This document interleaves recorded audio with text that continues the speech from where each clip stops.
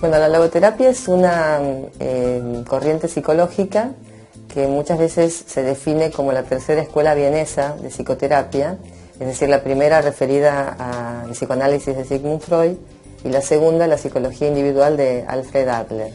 Viktor Frankl, fundador de esta corriente psicológica, recibe la influencia de Freud en principio y luego de Adler, pero paulatinamente va alejándose de algunos principios fundamentales tanto del psicoanálisis como de la psicología individual para orientarse a lo que es lo esencial de la logoterapia, que es la búsqueda de sentido.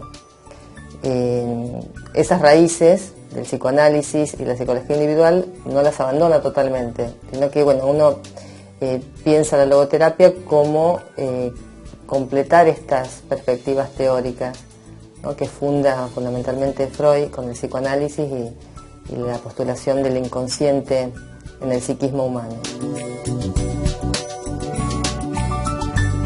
Logoterapia, en realidad, el nombre proviene de la dimensión espiritual que incluye Frankl en la consideración de la persona. En un principio le quería poner nooterapia, aludiendo a la raíz del espíritu, que es el nous o el noos, pero parecía que quedara no terapia. Y entonces buscó un término griego, que siempre buscaba un poco, tanto como Freud en los complejos, en la mitología griega y en la terminología, un término que pudiese ser más abarcativo y clarificador. Toma la palabra entonces logo en el sentido de razón de ser, ¿no? Logo toma como sentido, no como estudio o tratado, como biología o psicología, sino como el sentido. Es decir, la salud se encuentra en la medida que uno encuentre un para qué vivir, un sentido en la vida. Esto sería lo específico del fundamento teórico de la logoterapia. Y es la aplicación clínica de una perspectiva filosófica que es el análisis existencial. Es decir, el análisis existencial presenta a la persona humana como un ser existente en el mundo que toma sus decisiones. Es decir, es un ser libre y responsable de las decisiones tomadas. Bueno, en logoterapia se trabaja de una manera similar a como se trabaja en otras corrientes psicológicas en la actualidad. Es decir, no es que sea algo totalmente diferente, pero lo específico es el fundamento teórico. Para ejemplificar esto, voy a referirme a la misma pregunta que le hicieron en una entrevista a Viktor Frankl en relación a la diferencia con el psicoanálisis. Y entonces el periodista le pregunta cuál es la diferencia que hay entre logoterapia y psicoanálisis. Y se le puede resumir en una frase. Y Frankl le contesta, bueno, lo haré, encantado, pero primero dígame con una frase qué es para usted el psicoanálisis. Entonces el periodista le dice, Dios mío, en el psicoanálisis hay que acostarse en un diván y decir cosas que resultan muy desagradables. Y yo le dije, pues mire, en la logoterapia te puedes quedar sentado y en determinadas circunstancias tienes que escuchar cosas que resultan desagradables. No es que esta sea la definición de logoterapia, simplemente se ha tomado muchas veces como una definición rigurosa y en realidad es la comparación de sacar la utilización exclusiva del diván, que eso es propio del psicoanálisis. En la logoterapia trabajamos cara a cara. Hoy en día en psicoanálisis también se trabaja así. Pero digamos, la idea fundamental es el compromiso que tiene la persona con las propias decisiones que toma en su vida. Entonces, a partir de un diálogo, que Frankl decía diálogo socrático, se realizan preguntas para que la persona vaya por sí misma encontrando su verdad. Y a partir de eso pueda tomar conciencia de su propia responsabilidad y tomar las decisiones que pueda. En algunas circunstancias puede tomar las decisiones para modificar su malestar, ¿no? Es decir, podremos hablar de un malestar necesario y otro innecesario, o uno evitable y otro inevitable. El que es evitable depende en la medida en que la persona tome conciencia y pueda tomar las decisiones adecuadas. Y el que es inevitable deberá optar por la actitud más adecuada para poder sobrellevar un sufrimiento con dignidad, ¿no? Otra idea fundamental que decía Frankl es que la logoterapia no es una panacea ni es perfecta en sí misma, sino que tiene que actualizarse, tiene que completarse. Y él decía que no existen logoterapeutas ortodoxos, o no deberían existir, sino que todos estamos, digamos, abiertos a incorporar los aportes de distintas corrientes. Así, a lo largo de la historia de la logoterapia en el mundo, hay centros donde se trabaja uniendo la logoterapia con diversas corrientes, por ejemplo, la psicología cognitiva. En Argentina tiene mucha influencia el psicoanálisis, entonces nosotros le damos un lugar. Actualmente estoy haciendo una formación en psicología vincular, que también deriva del psicoanálisis, pero integra el trabajo con familias. Entonces, todo lo que uno pueda ir actualizando, además la época marca subjetividad, entonces eso también uno lo puede ir incluyendo, sin perder de vista la idea de persona. La logoterapia se puede aplicar específicamente en la clínica, por eso es logoterapia, o sea, terapia tiene que ver con el trabajo clínico, pero también podemos hablar de logoeducación o de la búsqueda del sentido a través de la educación. De hecho, podemos pensar la educación misma como camino para la salud. Entonces, nosotros en el Centro de Análisis Existencial de Rosario trabajamos fundamentalmente en la clínica y en la capacitación y en educación en sentido estricto, ¿no? Por eso lo llamamos espacio terapéutico y formativo. Aporta una visión del ser humano más completa porque no solo tiene en cuenta lo biológico y lo psicológico, sino también la dimensión espiritual, que esto sería algo así como la capacidad del ser humano de autotrascender, es decir, de ir más allá de sí mismo en pos de realizar valores, en pos de un servicio, una causa a la que servir, o una persona a quien amar, o una misión que cumplir.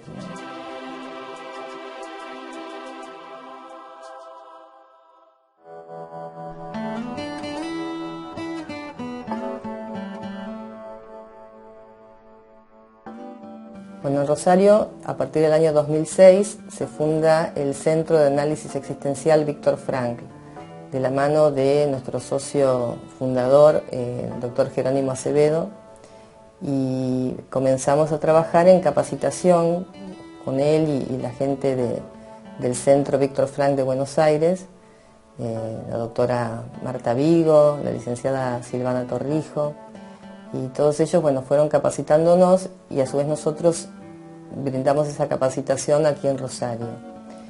Y bueno, somos un grupo de profesionales, psicólogos y educadores y hacemos este trabajo aquí en este centro.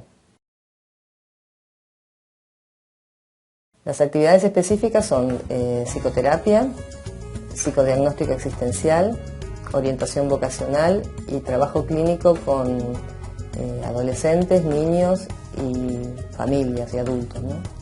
Y también en las escuelas hemos dado cursos de capacitación de acuerdo a la demanda de algunos colegios, hacemos talleres para docentes y una actividad específica que surge aquí en Rosario es lo que llamamos en un principio biblioterapia o la lectura y su efecto terapéutico, que es algo que también se está haciendo en Montevideo con Alejandro de Barbieri, que lo llama Cuentos que Curan. Entonces es un trabajo donde a partir de la lectura de algún cuento o de algún texto se mueve a los participantes a que puedan posicionarse frente a su propia vida y preguntarse, bueno, ¿cuál es el sentido y para qué estamos en este mundo? Vamos a explicar un poquito de qué se trata la actividad.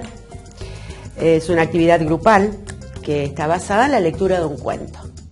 El cuento está utilizado como un disparador emocional. Esto nos permite la lectura, digamos, permite la identificación de los integrantes del grupo con los personajes, con las situaciones, y esto habilita, digamos, cuál es el efecto terapéutico, justamente encontrar otras respuestas a las situaciones que se viven cotidianamente. Es una actividad que está pensada para personas que a lo mejor necesitan algún apoyo psicológico, pero son esas personas que no irían a un psicólogo o que se resisten a ir a una terapia. Entonces es un espacio abierto, es un espacio grupal, donde se permite trabajar aspectos profundos de cada uno. Se trabaja en conjunto dos profesionales, psicólogos, que hacemos la coordinación del grupo y luego en el cierre se hace una articulación con los conceptos de la logoterapia. Entonces, haciendo un cierre, podemos pensar algunas ideas que nos propone la logoterapia, qué conceptos podemos analizar en este cuento. Siempre hacemos un recorte, tal vez podríamos incluir otros, pero aquí apareció la idea de, por un lado, el sentido. ¿Qué sentido tiene esta situación? ¿Qué sentido puede uno vislumbrar en algo que se ve dudoso, incierto, con dudas? Y el sentido en la vida a veces va llegando de este modo, no está dado con claridad desde el principio, sino que se va develando. Es un ser siendo, ¿cierto? Es ir haciendo y descubriendo a medida que se va viviendo.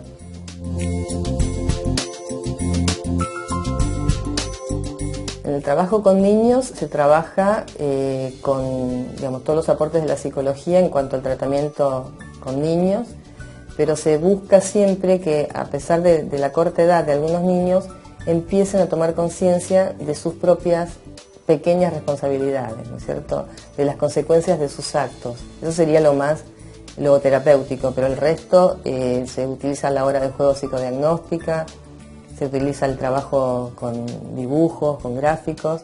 Nosotros tenemos un consultorio equipado con juegos para que los chicos puedan trabajar. Y se incluye el trabajo con las familias, ¿no?, con mamá, con papá, para poder ver en el vínculo entre ellos qué es lo que está sucediendo, ¿no?, cuando aparece un malestar en un niño, por ejemplo.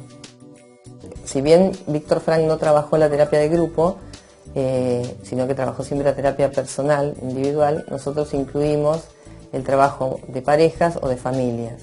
Puntualmente, el trabajo con parejas es muy enriquecedor porque se puede ver en la dinámica comunicacional que existe en el vínculo y bueno, cómo se pueden plantear situaciones diferentes frente al terapeuta que no se harían en forma aislada, ¿no? El psicodiagnóstico existencial es un estudio profundo de la personalidad, es decir, eso corresponde a lo que es un psicodiagnóstico, vale decir la exploración de aspectos de la personalidad como pueden ser afectivos, sociales, aptitudes, intereses, y existencial porque hay una incorporación de técnicas desarrolladas específicamente de la logoterapia para evaluar el posicionamiento de la persona en el mundo, básicamente en relación al sentido de vida. Por ejemplo, puedo mencionar el logotest, el PIL test, que sería el test de propósitos en la vida, o la escala existencial, entre otros, ¿no? Se hace en la clínica y es esto a pedido de personas que lo buscan como para indagar un poco más en su propia vida y explorar qué es lo que les está pasando, muchas veces porque tiene que ver con que no pueden salir de situaciones o no pueden tomar las decisiones adecuadas. La orientación vocacional se realiza aquí en el centro, hay profesionales especializados para ello, se hace un estudio profundo de la personalidad, básicamente con vistas a que la persona logre decidir por un proyecto de vida, ¿no?, pero teniendo en cuenta que es una elección libre, que tiene que ver con su personalidad, con sus aspectos profundos, afectivos, sociales, intereses, aptitudes, y lo que puede brindar como proyecto, como servicio a la sociedad, como modo de transformar la realidad. La orientación vocacional se puede hacer individual o se puede hacer grupal, depende de la demanda y las circunstancias, ¿no? Los cursos de capacitación se dan algunos en el centro, tenemos capacidad para 20, 30 personas, y algunos en instituciones donde nos convocan, ¿no? Pueden ser instituciones educativas para capacitar a los docentes o conferencias en diversos lugares. Básicamente aquí trabajamos en la lectura de cuentos y en talleres para docentes. Hacemos supervisiones grupales, es decir, podríamos decir, como los define Jerónimo Acevedo, intervisiones, es decir, los profesionales que trabajan en el centro nos reunimos periódicamente y cada uno presenta una viñeta clínica, vale decir un trabajo con algún paciente donde pueda tener alguna duda o alguna inquietud para, digamos, aplicar los conceptos de la logoterapia. Lo coordina el psicólogo Raúl Sutich y vamos viendo cómo poder analizar una situación clínica.